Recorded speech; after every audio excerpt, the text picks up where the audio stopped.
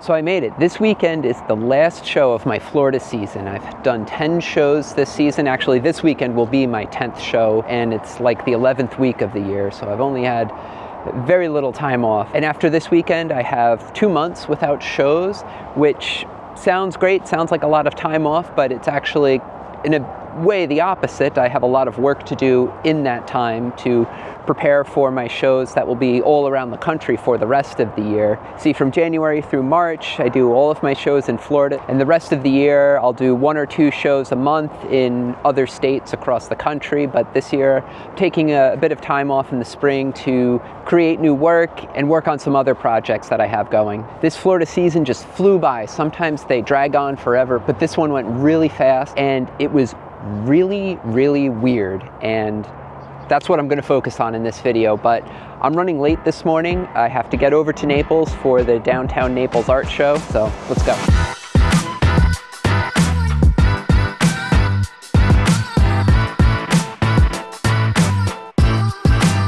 I don't think anyone would argue with the fact that this year there's been a lot of uncertainty economically and politically, and just no matter where you stand. It's been a weird year. Like I said earlier in the video, shows have been weird this year, and they started off really weird for me. The first 5 out of the 6 shows I did in the beginning of the year were all significantly down from what my average show was last year. Of course, the nature of outdoor art festivals, there's always fluctuations up and down, and they're not always consistent year to year, but there's a general average that I seem to keep. And of course, year over year, the goal is to keep increasing that average, which I've actually thankfully been pretty good at. But those first 5 out of 6 shows I did this year, despite being jam-packed with people, were all just way down in sales. I once heard someone describe artists as the canary in the coal mine of the economy, because art is such a luxury item. So I was a little worried that we might be seeing a real downturn now. However, of the 9 shows I've done this year, 4 of them have been significantly up. So I don't really have an answer for that. A lot of artists this year are seeing a dramatic downturn, but there's a few artists out there that have told me that they're having by far the best sales year of their entire career. So I'm not the kind of person who blames my bad shows on external factors. I always look for a way to have a great show despite external things that are going on, and how to kind of guard against these uncertain things that can affect art show sales.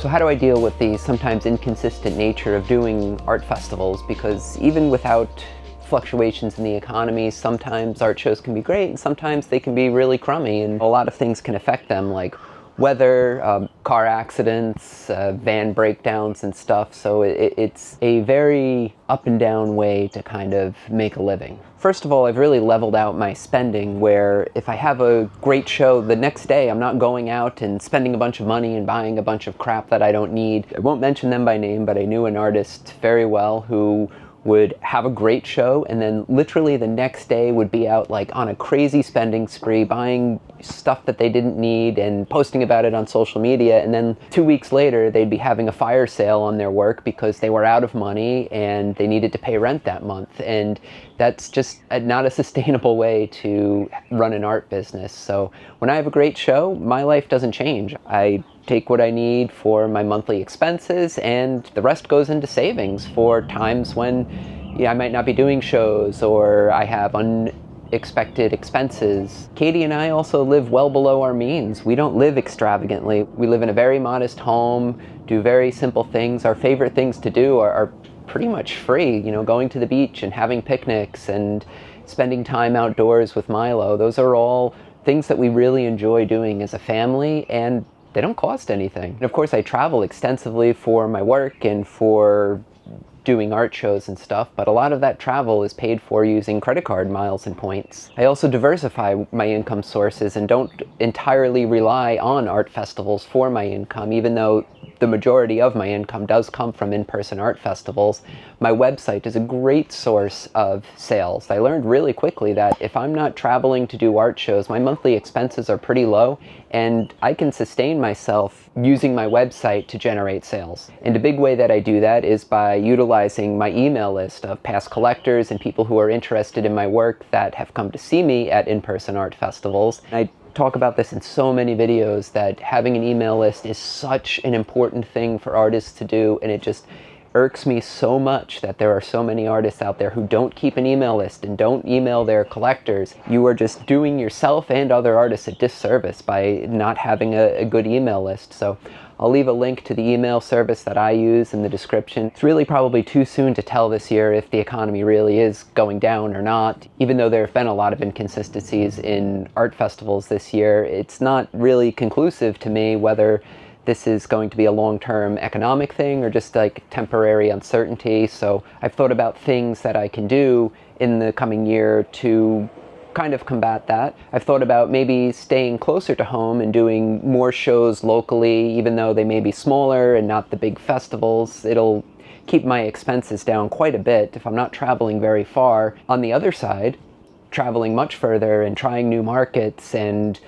doing bigger festivals might be the way to go. I plan to really keep working my social media this year so I can build a bigger fan base. Working with more galleries, I actually have a exciting thing that I'm not quite ready to announce yet, but an exciting gallery thing that's coming up in the next year or so that you'll be hearing more about here for sure. I've also been increasing the work that I do with decorators for people who have big homes and second homes. They hire people to do the decorating for them, and if those people know about my work, they will be more likely to buy my work for their clients. And I'm sure pretty much no matter where you live, there's probably a small gallery in your town or maybe the next town over, or even like a co-op gallery nearby that shows work that you might want to get involved with, and that could be a good little source of extra revenue and just kind of diversifying the sources of your income as an artist. So there's someone I want you to meet, so let's go talk to them right now. Okay, so I'm here with my friend and fellow artist, Joe Hiltabidel. Joe's an artist from Travelers Rest, South Carolina. Joe's a photographer.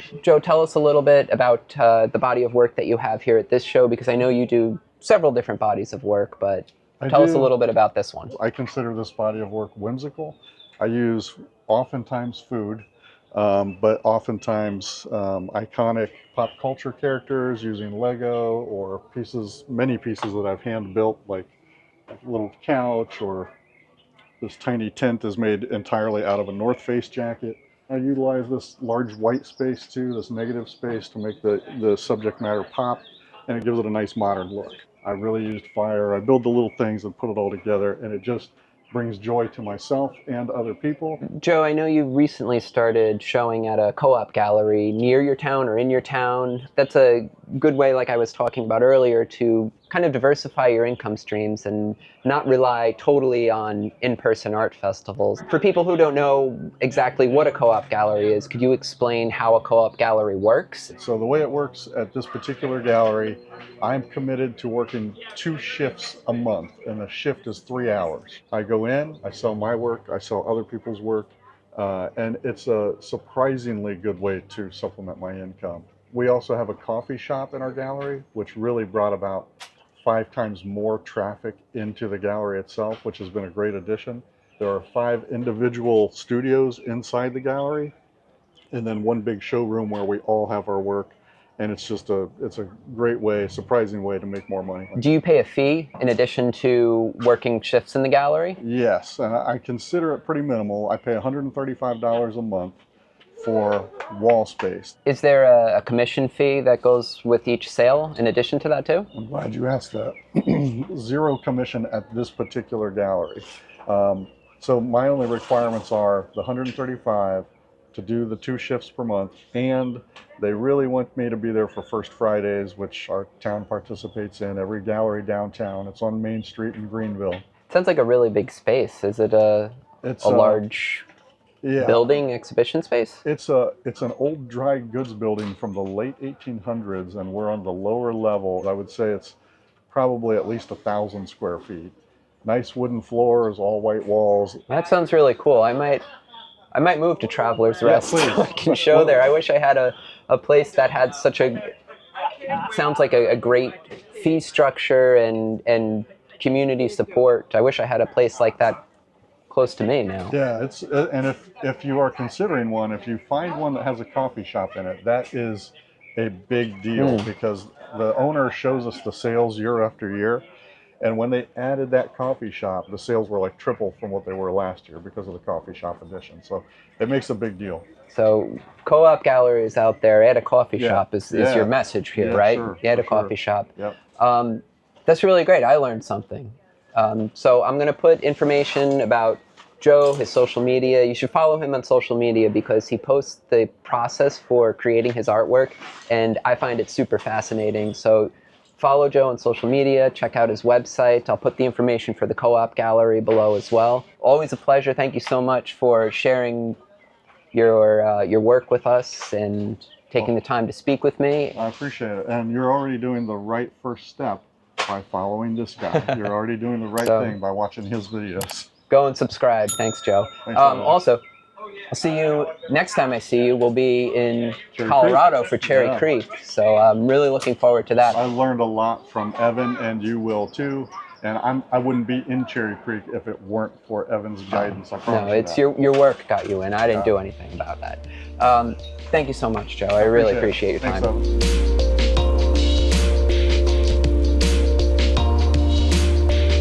Despite the way the season started for me here in Florida, at the end of the season, I'm probably going to end up just about where I was at the same time last year, and including my website sales, which have increased dramatically over last year, I'm going to be a little bit ahead of where I was in sales at this time last year. Like I said earlier in the video, I try and not focus on, oh, well, the economy is really crummy, so I'm going to have a crummy year, or even the economy is really great, I'm going to have a really great year. I try and think of how I could just do well in general, despite outside forces that are affecting shows and sales and everything.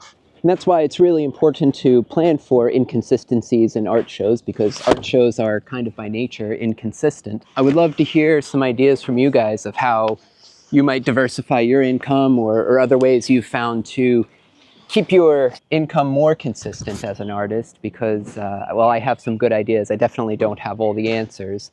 So I'd love to hear from you guys in the comments. And let me know too if you've done shows so far this year, if your show's been up or down as a trend. And hey, great question.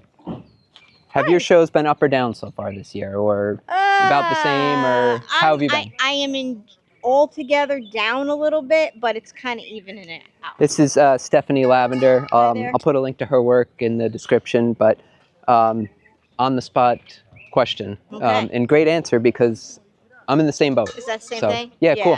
Yeah. I actually I did much better this year at this show than I did last year, but then last weekend I did really bad at one show that I did much better the year before. It's strange how it all kind of tends to even out in the end. Yeah, it is strange. I'll take average and even and consistent all the time. Oh yeah. Right? Sure, yeah. But we get greedy too, you know? Well, feels good. It feels good to be appreciated with high sales. Definitely. Cool. Thank you. Appreciate it.